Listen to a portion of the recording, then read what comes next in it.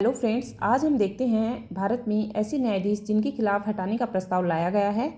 तो सबसे पहले हम ये देखेंगे कि जो न्यायाधीश हैं उनको किस प्रक्रिया के तहत हटाया जाता है। तो भारत में जो न्यायाधीश जांच अधिनियम 1968 है, उसी के तहत न्यायाधीशों को हटाने का प्रावधान है। उसके बाद हम देखते हैं प्रक्रिया, तो वो कौन सी प्रक्रिया है। तो इसमें प्रक्रिया में क्या है कि जो अपनी संसद है, यानी भारत की संसद जिसमें लोकसभा और राज्यसभा से मिलकर बनती है, तो लोकसभा के 100 सदस्यों या सांसदों का हस्ताक्षर और राज्यसभा के 50 सदस्यों या सांसदों के हस्ताक्षर के बाद एक जांच कमेटी बनती है। यानी यदि लोकसभा में 100 सदस्यों ने हस्ताक्षर कर दिए और राज्यसभा में 50 सदस्यों ने हस्ताक्षर कर दिए। और यहाँ पर यह भी ध्यान रखना है कि संसद के किसी भी सदन में प्रस्ताव लाया जा सकता है। ऐसा नहीं है कि पहले लोकसभा में ही प्रस्ताव लाया जाएगा या पहले राज्यसभा में ही प्रस्ताव लाया जाएगा। पहले राज्यसभा में भी ला सकते हैं और लोकसभा में भी ला सकते हैं, लेकिन दोनों सदनों के सदस्यों यानी कि लोकसभा के 100 सदस्यों और राज्यसभा के 50 सदस्यों के हस्ताक्षर यहाँ पर यदि हो जाते हैं तो उसके बाद एक जांच कमेटी का गठन किया जाता है। जब जांच कमेटी बनती है तो वो किन आधारों पर जांच करती है, यानी अपने संविधान का जो आर्टिकल 124, 217 और 218 के आधार पर जो है वो न्यायाधीश के खिलाफ वो जांच करती है। अब जांच कमेटी कैसे बनती है, उसमें कौन कौन शामिल होते हैं, तो ये हमें ध्यान रखना है।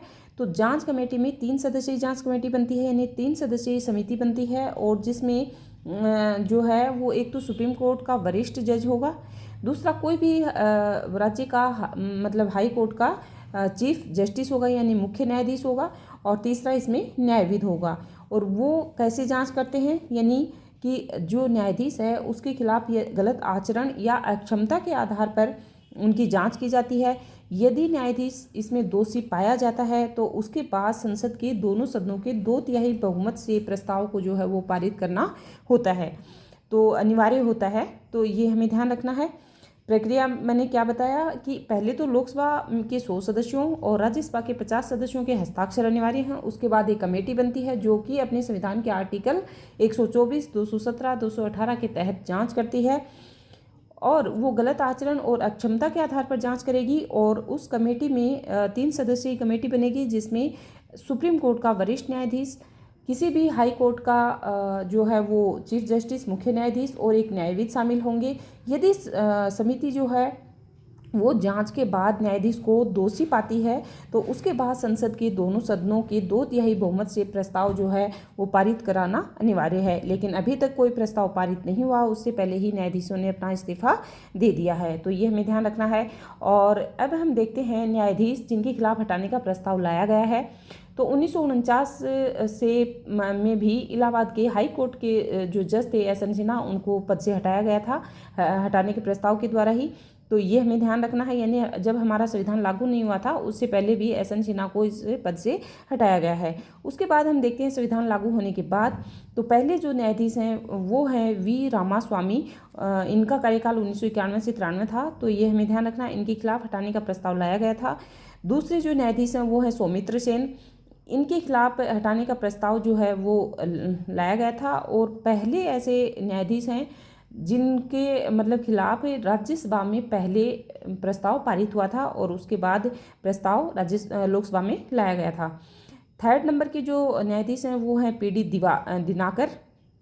4th नंबर के जो जस्टिस हैं वो हैं जे बी पर्दीवाला। और 5th नंबर के जो जस्टिस हैं वो हैं एस के गंगेले।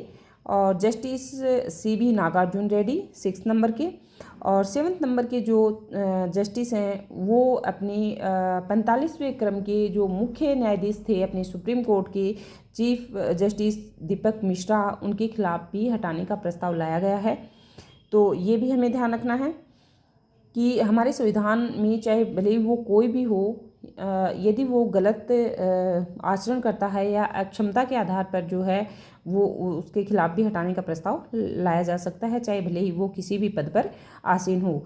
एक हमें ध्यान रखना है कि करंट का ही टॉपिक है ये, और करंट से रिलेटेड जो न्यूज़ है कि अपना जो उपराष्ट्रपति जो अपने उपराष्ट्रपति थे जगदीप धनखड़, उन्होंने अपना जो है वो अपना त्यागपत्र राष्ट्रपति को सौंप दिया है। और उसके बाद उपराष्ट्रपति पद के लिए जो अभी चुनाव होने हैं जो 10 सितंबर 2025 को होंगे, तो उसमें 2 उम्मीदवारों के नाम हैं। एक तो है CP राधाकृष्णन जो भाजपा से हैं, और दूसरे जो उम्मीदवार हैं वो हैं जस्टिस CB नागार्जुन रेड्डी।